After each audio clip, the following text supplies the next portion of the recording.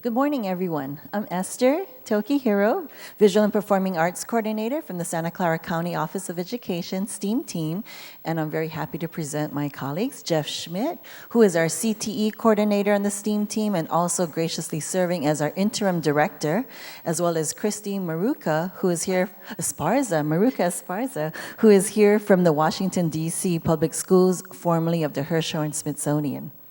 So, I'd like to also thank Danielle for setting the tone this morning. Our project that we are about to share with you was extremely fun, and very enlightening. So I hope that as we share, I will relax a little more because I want to give you the vibe that the teachers went through, which was really transformative. It truly was. And being able to speak about our partnership and the things that we've developed was very exciting for us. So with that, we want to go back old school for just a moment and think about traditional projects and reports that we've all experienced at school. Yawn. But think about it this way. If you're in the physical science class and all of a sudden that traditional report, the word I used was predictable, formally predictable, on the periodic table, and say you were assigned a particular element, and you transformed that suddenly into a superhero and made it a graphic novel and brought all those elements to life. Or you're studying about the Renaissance and humanism, and you're in the 7th grade, and it makes no sense, but you're learning about heroes, and your imagination becomes triggered, and you create a stop-motion animation about those heroes. Or say you're in elementary school, and your teacher asks you to write a report about what is it like for you every day at school, but you have a chance to turn that into a photo essay, one powerful image. These are just a few of the projects that our students experience with the digital storytelling certificate. And today we want to tell you about that journey because it was a really fun journey, exciting journey, but mostly one of humongous risk-taking proportions. When someone says, we're flying the plane and building it, yeah. We were. We knew we had something good going on. We took that chance, and as each module came along, there went the wing, there went the door, there's the wheels. But we'll tell you about this, and we're really excited in the next 20 minutes to share the project. So to take you back to January 2015, we had 30 teachers from 14 different districts show up in San Francisco at the Walt Disney Family Museum. And it was by no accident that they were at the museum. Walt Disney is an example of integrating science, technology, engineering, and math through the arts in a way that's really captured humanity's imagination. So if you look at the pictures here in front of you, that doesn't look like your typical PD session, does it?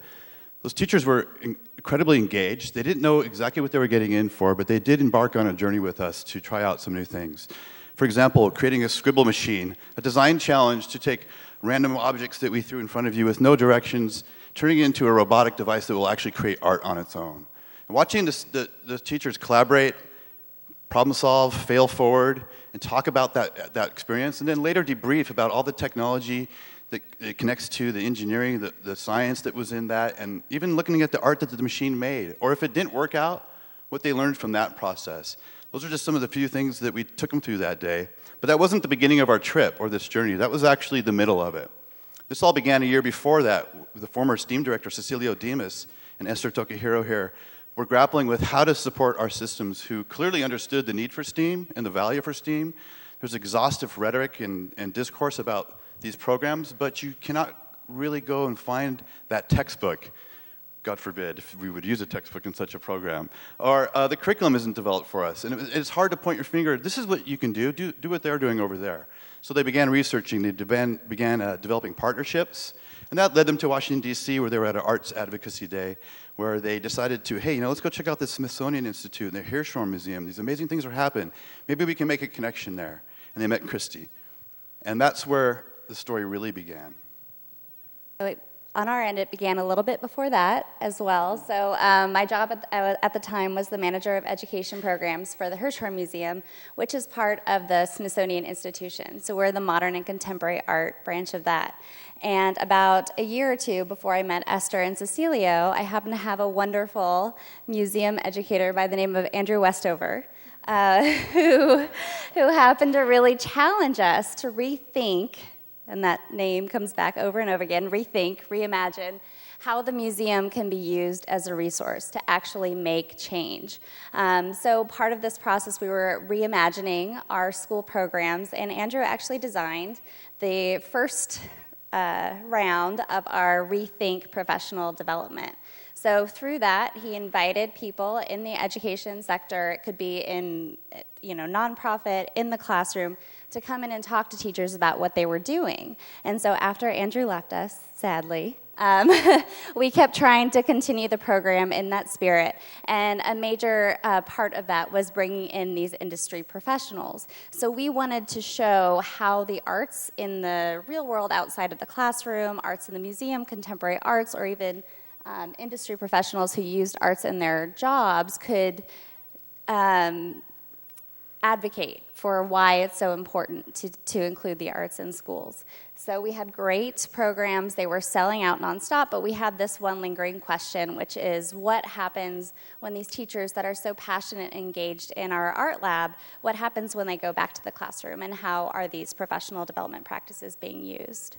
And so here came Esther and Cecilio. So we're doing these great, really fun, engaging professional developments, and we have this question about what happens next, and this practice of how do we create STEAM content that can be filtered throughout Santa Clara County. So that's how our team came together. When we're thinking about STEAM curriculum and we're thinking about impacts, we all know we can't do our work together. In the arts, anywhere, we can't do our work together. Partnerships are really necessary. So in the spirit of Walt Disney, we thought, okay, let's practice blue sky thinking. Let's think at the very top of the list, what would we really want? Hey, we're going to be in DC. Let's cold call the Hirshhorn and see what happens. So prior to getting to DC, though, we did make an appointment, and I was so fortunate that Kristy answered the phone. And that's how our partnership began, because she originally is from San Jose. She saw the area code, maybe thought it was her mom, and it was me. So it really turned out so wonderfully. It turned out so wonderfully. Strategy. Strategy. Yeah. But that, again, goes to, partnerships, and we've become wonderful friends since. So things are blue sky thinking. I highly recommend it.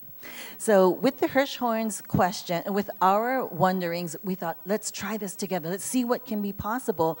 And this started the bi-coastal relationship. So not just the risk-taking on, shall we try this PD? Oh boy, you're on the East Coast, I'm on the West Coast, we'll be collaborating with each other and at the time difference, but let's try it.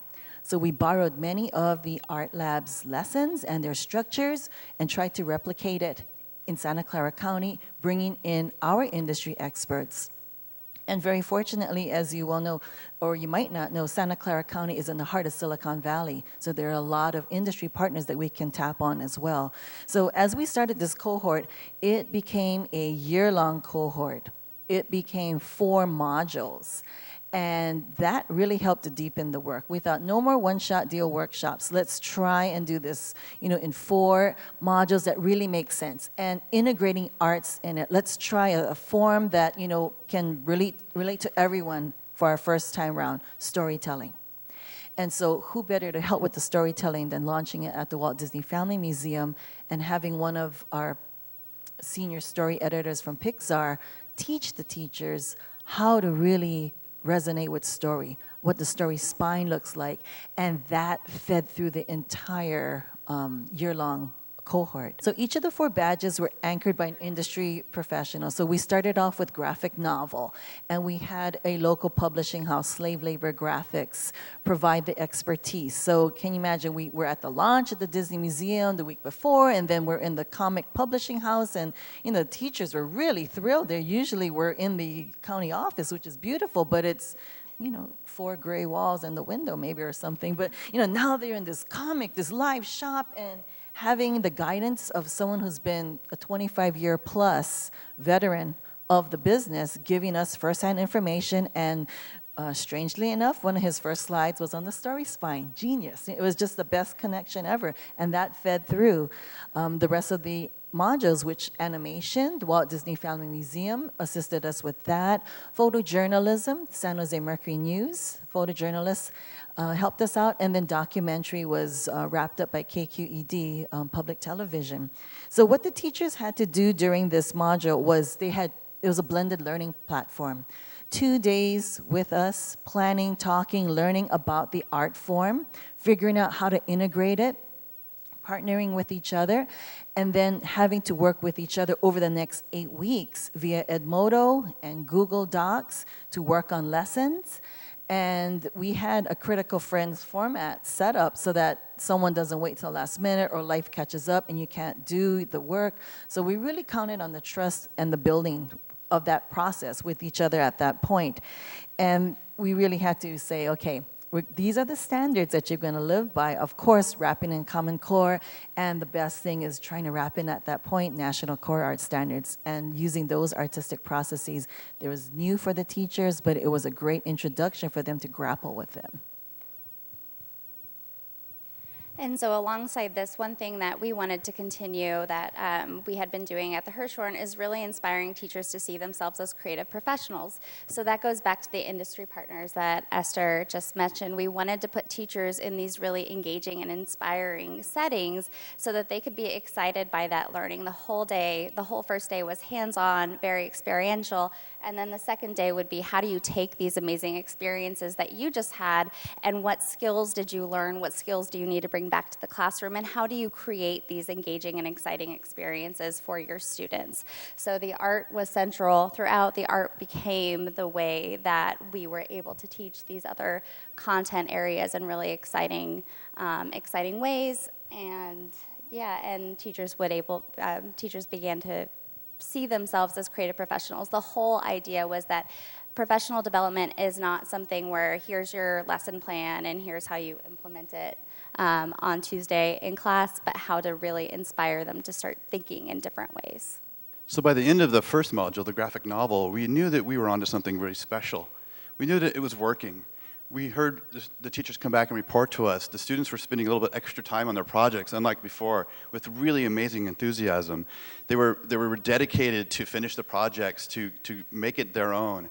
And it was amazing because we had teachers from all these different districts at different grade levels, and they were taking what we were teaching them and modeling for them and applying it in their classroom at whatever content that they wanted to apply it to.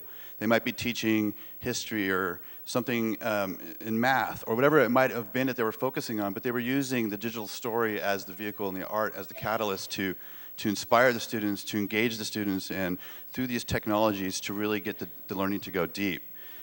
We also saw with enthusiasm of the teachers walking into the room and high-fiving each other and talking, and the energy of the room was so high that we knew that we had created a very unique and very special professional learning community that was going to be long-lasting. And through the Google Docs and through the Edmodo learning management system, it was very easy for us to stay in tune and stay in touch with each other. And we weren't sure how the model would work as far as the critical partnership goes in reviewing one another's work. Part of this work wasn't just to develop great teachers to use STEAM and use art integration to connect to content, but it's also to create lesson plans and examples of curriculum. So the teachers went into their classrooms, they did the work, they reviewed one another's lesson plans, they critiqued it before they were actually using those lessons in their classroom. And after they used it and had examples of the student work to share with us, we asked the teachers to evaluate the level of the student's work. Was this an exemplary model? Is this a bridging model? And that was extremely valuable. And they learned right away, if I don't review my friends, my colleague, my partner's lessons in time, they're not going to be able to deliver in time. And it really became this sort of self-accountability model that was very, very effective and efficient. And I think that we were extremely relieved to see the power of the model. It was working. And we just kept kind of refining it as we went. And the further that we went into the program, the success grew and grew. And by the end of the 4 modules, every teacher had completed all the work that we had asked them to do. This is on top of their regular duties, their regular job, their regular professional development. They're working with us all year. There was only 2 that didn't complete it, and there was good reasons why they were not able to. They may have switched their job or whatever else. So we knew, they actually moved out. We knew that this model could be replicable, that we not only now had a model that could be used by other systems, but we had curriculum that had been developed by our amazing cohort of teachers, and we had student examples of their work. So after this year-long certificate model, you ask, what might the impact be? Well, we went back to that original question and asked ourselves, how has the professional development translated to arts integration, teaching, and learning?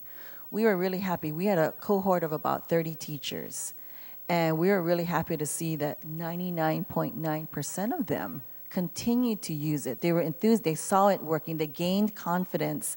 They shared it out. You know, it was a TOT, a trainer models.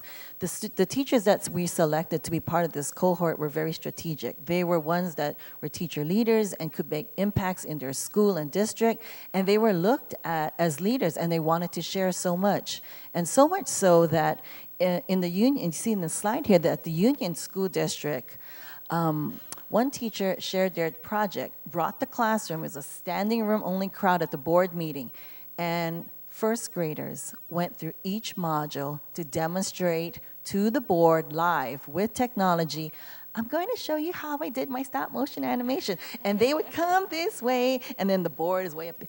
I'm going to take your picture now. And they'll take these pictures and then go back to the camera and then live right there create in a matter of 30 seconds a quick series of movies, a quick series of something with a graphic novel, something with a photo doc. You know, they were so fluent. First grade. And all the teacher did was introduce it, what they were talking about, and she let them go. Because that was the essential question also is, how young can we do this with? And how do we know it's really making an impact? First grade, and a standing ovation in the crowd, of course. And the board was just so thrilled because they thought, maybe middle school, maybe fifth grade. First grade, and they were just talking technical, but beyond that, it wasn't about the technology. It was invisible after a while. They just wanted to show how adept they were with it, but it was about how they connected all the learning and made new learning possible. That was what was really incredible with this particular example. What we also wanted to highlight was what teachers felt about it. So whether someone was a brand new teacher, we had someone who was a first-year teacher, and it was the perfect thing to anchor her training and her curriculum on, and it really helped with the management in her classroom that first year, to someone who had 30-plus years of experience, and they talked about transformative, really reinvigorating me. You know, they're crying at our celebration at year end. We're going to miss this so much. You have no idea how much this has changed, how I want to be in the classroom for years to come, and they're at the sunset of their career. So we've seen the changes, yet this is a 30-person cohort, but it's really made a big impact. And for us, continue to highlight the importance of partnerships, because it also gave our partners, our industry partners, a great peek into what we do and what more we need to do to bridge that pipeline. You know you have a good PD when teachers start to cry at the end, right, Andrew? Or really bad. Yeah. So in a ripple effect, so about last year, I started a new position as a visual arts specialist for DC Public Schools. So we started to try and think about what this meant for our partnership. And after seeing the wonderful effects at Santa Clara County, we're now trying to do a similar approach to enrichment working groups as we develop our new visual arts content as well. So in the next year, we're going to allow our teachers to choose from 3 different topics to choose, if they'd like, these working groups to try and see how this can fit different contexts as well. And we'll be reporting on that. So in terms of next steps, we've enjoyed the model of the year-long cohort, and we found that it had a greater impact. We could see what was happening in classrooms. Teachers could collaborate with each other to overcome the obstacles, and so it has become a signature practice of our STEAM team. Our STEAM team is one of the only STEAM teams in the county, at the county level within the state, and I know there's more STEAM teams coming about. So we thought we need something that's really going to anchor our work, and this is the perfect model to do that. So as a result of this model, we were able to launch another certificate opportunity, and this past year we did a project-based learning practicum. It was immensely popular because when teachers say, how do you do this? What does the system look like? we had to show them, and they had to live it. So we partnered with an award-winning school who graciously opened their doors to us coming in throughout the year, and we had two strands. One was for teachers. They really learned close and intimately and heard from kids all about how project-based learning is structured, how to, logistically do it. And the best part was we had a strand for administrators, because if you have a teacher who's trying to do a lot of impactful work, it doesn't hold or stick or have meaning if you don't have the system to support it. So the administrators were there to learn, how do you do this? How do you schedule this? How do you budget for this? And it was really a wonderful thing, so much so that when we're launching our next cohort this fall, we're already sold out because people want this. They want to know how to structure it, and the year-long model is the ticket. Also in January, we'll be launching another certificate, and that will be another year-long project, but it's based on design. So we're looking at what type of topics will be most impactful, and design thinking, that's where we're going next. So by having empathy and these mindsets, we talk all about growth mindsets, by having this be as a far-reaching effect, that's how we can also get our arts integration in, when we think about things creatively this way. So we'll be starting to build different type of certificate models for our STEAM team, but these are the top 3, and it was all anchored in our very first project, which started out with digital storytelling. So we hope that the story continues to go. And there are challenges for sure, and as we all know, the #1 challenge of any PD is our critical substitute teacher shortage. If you cannot come to any PD because you cannot get the sub, that's a hard one. But fortunately, it was a priority for every district who had a teacher in the cohort that, push or shove, they were allowed to be subbed out, even if teachers had to sub for their colleague themselves. It was that important. But that's one of the big factors for sure, is how do we have enough release time for teachers to do something like this? So the thing was, it was a Thursday and a Saturday. So at least you could just have the one day, to have as a break. So as we were developing the lessons, we also wanted to be able to talk about equity and access. So our very first lessons, we'll be trying to put together into an online platform so that people can take these certificate offerings online at their leisure opportunity. Thank you.